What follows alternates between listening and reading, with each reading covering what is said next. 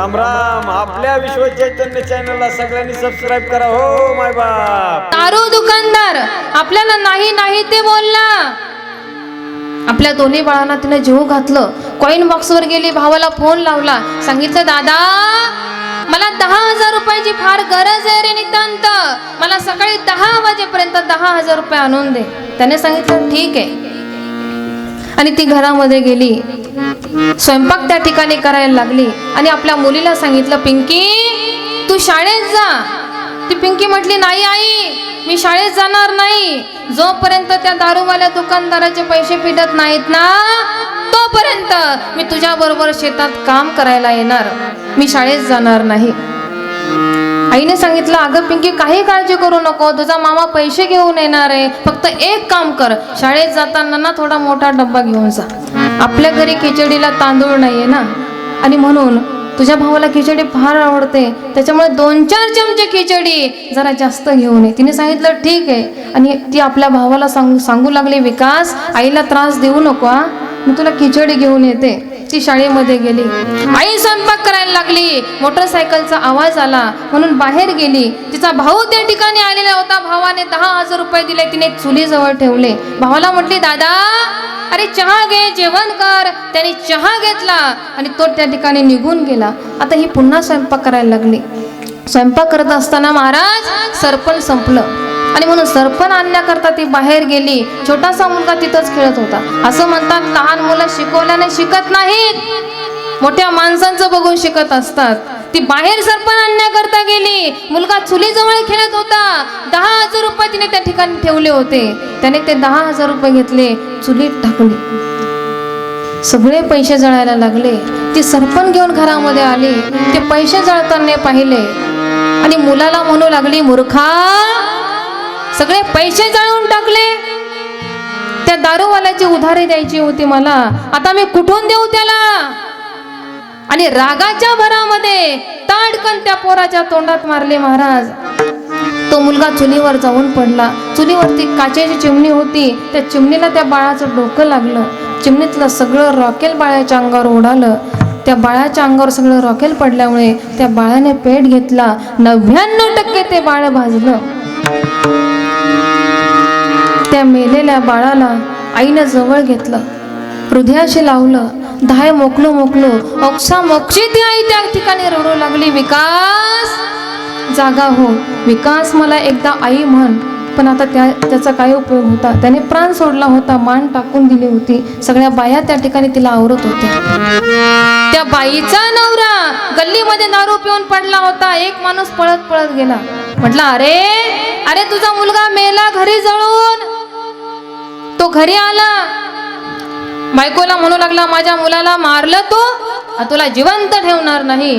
आतल्या रूम मध्ये गेला, विळा घेतला, शर्टाच्या आतमध्ये ठेवला आणि अंगणामध्ये आला आणि त्या बाईच्या पोटामध्ये सप सप सप 4-5 वार केले. एकीकडे मुलगा पडला, एकीकडे बाई पडली. एक बाई त्या पडलेल्या बाईला पाणी पाजू लागली. तेव्हा ती म्हणायला लागली काकू मला पाणी नका पाजू, आता माझी फक्त एक इच्छा आहे, माझ्या पोरीला एकदा मला भेटायचंय, माझ्या पिंकीला शाळेतून घेऊन या. ती शाळेत गेलेली आहे. ती बाई पळत पळत त्या ठिकाणी शाळेमध्ये जाते. पिंकीची शाळा सुटलेली आहे आणि ती त्या ठिकाणी त्या खिचडी वाल्या आजीला म्हणते आजी मला खिचडी जास्त द्या बरं का, आज माझा भाऊ तसाच उपाशी आहे, माझ्या भावाला खिचडी फार आवडते, त्याच्यामुळे मला 2-4 चमचे खिचडी जास्त द्या. तेव्हा ओढत ओढत त्या मुलीला घेऊन येत असताना त्या बाईला एक रक्ताची गुळणी पडली आणि ती म्हटली मी राहत नाही बाई जिवंत, आता मी जाते. सगळ्या बायांना जवळ बोलावलं आणि सांगितलं हे पहा तुम्ही बाया आहात ना सगळ्या, आता माझ्या लेकीच्या आई आहात, एक काम करा, जी 1 एकर जमीन शिल्लक राहिलेली आहे ती विकून टाका आणि माझ्या लेकीचं थाटामाटामध्ये लग्न त्या ठिकाणी लावून द्या.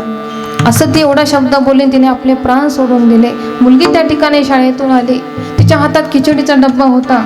आपल्या भावाकडे त्या ठिकाणी गेली, रडू लागली भावाला बघून, म्हणू लागली विकास ही खिचडी कोण खाईल रे आता, आपल्या आईला म्हणते, आई मी आता आई कोणाला म्हणू, आता आई आई म्हणू मी कुणा, आई विनासे मी उन्हा, आता आई आई म्हणू मी कुणा, आई विनासे मी उन्हा, ही पाखरन मायेची सरली, जशी अचानक गंगा सरली. भाऊबीजेच्या दिवशी सगळ्या बहिणी आपल्या भावाला ओवाळत होत्या, सण साजरा करत होत्या. आणि ही एकटीच मुलगी, तिच्या हातामध्ये तिच्या भावाचा आईचा फोटो होता. आणि ती म्हणत होती, माझ्या आईचा संसार किती मोठा होता, सगळा संसार उद्ध्वस्त झाला या दारूच्या व्यसनामुळं. तेव्हा ऐकता आहात ना तुम्ही, मी कशामुळे तुम्हाला सांगितलं, हे सगळं कशामुळे झालं, एवढा संसार उद्ध्वस्त कशामुळे झाला, फक्त दारूच्या व्यसनामुळे झाला. आणि म्हणून कृपा करून हात जोडून विनंती करून हातापाया पडून तुम्हाला विनंती आहे की जीवनामध्ये व्यसन करू नका, स्पर्श सुद्धा व्यसनाला करू नका. अगदी कोसं दूर त्या व्यसनापासून तुम्ही राहा. जीवनामध्ये चांगलं खा, चांगलं प्या, चांगलं राहा, चांगलं वागा, वाईट वागू नका. आणि आई वडिलांची सेवा करा. सकाळ तीर्थाजी गुरुजी का माता पिता रे तया सेवेशी के शरीर लोन कीजे, फूल कभी दो बार नहीं खिलते, जन्म कभी दो बार नहीं मिलते, मिलने को तो हजारों लोग मिल जाते हैं, लेकिन हजारों गलतियां माफ करने वाले माँ बाप कभी नहीं मिलते, माँ बाप कभी नाही मिळते. चला, वेळ होऊन गेलेली आहे, बरीच झालेली सेवा भगवान परमात्म्याच्या चरणी समर्पित करते. कारण आपुल्या बळे नाही मी बोलत, सखा कृपावंत वाचा त्याची, बोलिली लेकुरे वेडी वाकुडी उत्तरे, करा क्षमा अपराध महाराज तुम्ही सिद्ध, साळुंकी मंजुळा